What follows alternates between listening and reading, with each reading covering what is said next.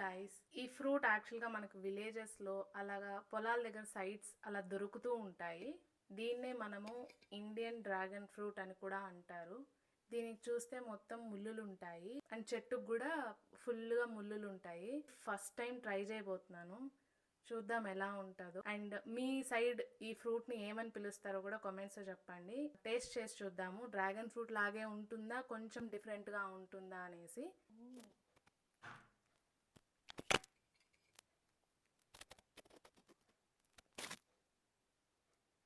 Colour and texture మొత్తం కూడా dragon fruit లాగే ఉంది. అండ్ చూడండి, రెడ్గా ఉంది. ఇది మనకి లోపల పల్ప్. అండ్ మా అమ్మ చెప్పింది దీనికి లోపల ముళ్ళుల టైప్లో గింజలు ఉంటాయి, అవి తినకూడదంట. గైస్, ఫస్ట్ టైం తింటున్నా కాబట్టి ఎలా తినాలో నాకు తెలియట్లేదు. లోపల గింజలు ఉంటాయి అని చెప్పింది అమ్మ అంతే, కానీ అవి ఎలా ఉంటాయి ఏంటి అనేది నాకు తెలియదు. ఒక కాయలో ఒక గింజే ఉంటుంది అని నేను అనుకున్నా, కానీ పల్ప్ కొంచెమే ఉంది, అన్నీ విత్తనాలే ఉన్నాయి. సో ఇలా ఉంది గైస్.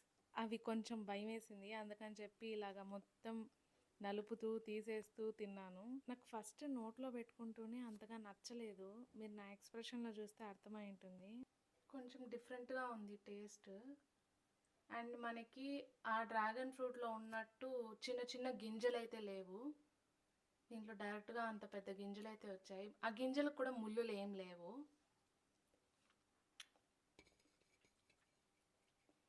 టేస్ట్ కూడా స్వీట్గా ఏం లేదు, కొంచెం పుల్లగా అలా ఉంది. సో దీని గింజలు వచ్చేసరికి ఇలా ఉన్నాయి,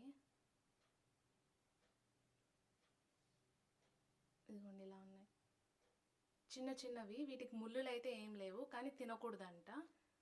సో పక్కన పెట్టేద్దాము. అయితే ఒక ఫ్రూట్లో ఒక గింజ రాలేదు, చాలా వచ్చాయి అన్నమాట.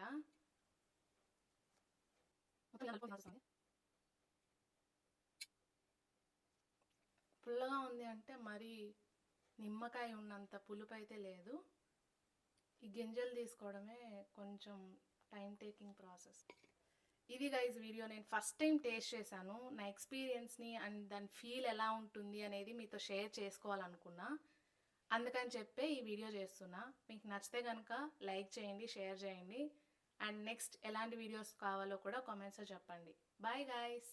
నా హ్యాండ్స్ చూడండి, జస్ట్ ఇప్పుడే వాష్ చేసుకున్నా. ఫ్రూట్ తినేటప్పుడేమో రెడ్గా ఉనింది, కానీ వాష్ చేసుకున్నాక ఇలా గోరింటాకు పెట్టుకున్నట్లు అయిపోయింది చెయ్యి అంతా.